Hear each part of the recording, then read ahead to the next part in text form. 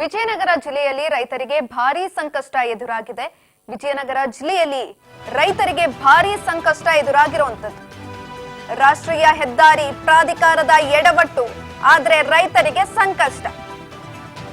ಹೆದ್ದಾರಿ ಪ್ರಾಧಿಕಾರ ಮಾಡಿದ ಎಡವಟ್ಟಿನಿಂದ ರೈತರ ಬೆಳೆ ಹಾಳಾಗಿದೆ. ರೈತರ ಹೊಲಗಳಿಗೆ ಮಳೆ ನೀರು ನುಗ್ಗಿದೆ. ಇದರಿಂದ ಲಕ್ಷಾಂತರ ಮೌಲ್ಯದ ಬೆಳೆ ಹಾಳಾಗಿದೆ. ಹೊಸಪೇಟೆಯ ವಡ್ಡರಹಳ್ಳಿ, ಪಾಪಿನಾಯಕನಹಳ್ಳಿ ಭಾಗದ ರೈತರ ಬೆಳೆ ಹಾನಿಯಾಗಿರುವಂತದ್ದು. 50 ಎಕರೆ ಬೆಳೆ ಹಾನಿಯಾಗಿದೆ. ಮಳೆಯಿಂದಾಗಿ ಅಲ್ಲಿನ ರೈತರ ಹೊಲಗಳಿಗೆ ನೀರು ನುಗ್ಗಿದೆ. ಇದರಿಂದ ಲಕ್ಷಾಂತರ ಮೌಲ್ಯದ ಬೆಳೆ ಹಾನಿಯಾಗಿರುವಂತದ್ದು. ನೀರಿನಲ್ಲಿ ಕಬ್ಬು, ಭತ್ತ, ಈರುಳ್ಳಿ, ಮೆಕ್ಕೆಜೋಳ ಬೆಳೆಗಳು ಮುಳುಗಿ ಹೋಗಿದ್ದಾವೆ. ರಾಷ್ಟ್ರೀಯ ಹೆದ್ದಾರಿ 67ರ ನಿರ್ಮಾಣದ ವೇಳೆ ಈ ಎಡವಟ್ಟು ಸಂಭವಿಸಿ ರೈತರಿಗೆ ಸಂಕಷ್ಟ ಎದುರಾಗಿದೆ.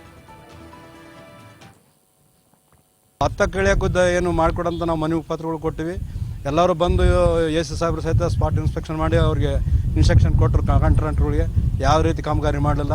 ಅಲ್ಲಿ ನಮ್ಮ ಸೆಟ್ಟಿಕೆರೆ ಹಳ್ಳ ಬರುತ್ತೆ, ಹೆಚ್ಚು ಕಡಿಮೆ 11 ಕಿಲೋಮೀಟರಿಂದ ಕ್ಯಾಚ್ಮೆಂಟ್ ಏರಿಯಾ. ಅದು ದೊಡ್ಡ ಹಳ್ಳ ಬರುತ್ತೆ. ಯಾಕಂದ್ರೆ ಅಲ್ಲಲ್ಲಿ ಚೆಕ್ ಡ್ಯಾಮ್ಗಳು ಆಮೇಲೆ ಕೆರೆಗಳು ಕಟ್ಟಿರೋದ್ರಿಂದ ಹಳ್ಳ ಬರ್ತಾ ಇಲ್ಲ.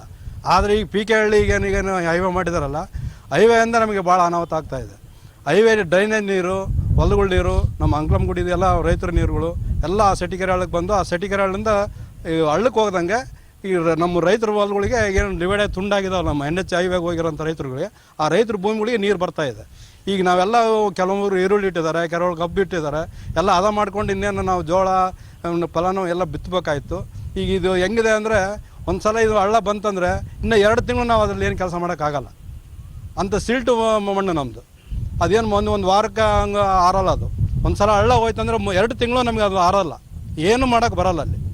ಅಂಥದ್ದು ನಮ್ಮ ಈಗ 3 ಎಕರೆ ಹೊಲ ಕಳ್ಕೊಂಡು ಬರೀ 2,80,000 ರೂಪಾಯಿ ಎಕರೆ ತೊಗೊಂಡಿದ್ದಾರೆ.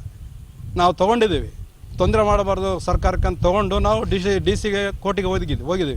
12 ವರ್ಷ ಆದರೂ ನಮ್ಗೆ ಯಾವುದೇ ಭತ್ತ ಕಳಿಯೋಕ್ಕೂ ಹಾನಿ ಆಗ್ತಕ್ಕಂಥ ವಿಚಾರ ಏನಪ್ಪ ಅಂತಂದರೆ, ನಾವು ಸುಮಾರು 2-3 ತಿಂಗಳಿಂದನೂ ಒಡ್ರಳ್ಳಿ ಮತ್ತು PK ಗ್ರಾಮದ ರೈತರು ಮೊನ್ನೆ ಜಿಲ್ಲಾಧಿಕಾರಿಗಳಿಗೂ ಮತ್ತು ನ್ಯಾಷನಲ್ ಹೈವೇ ಅಧಿಕಾರಿಗಳಿಗೂ ಹಲವಾರು ರೀತಿಯಲ್ಲಿ ಮನವರಿಕೆ ಪತ್ರಗಳನ್ನು ಸಹ ಕೊಟ್ಟಿದ್ದೇವೆ.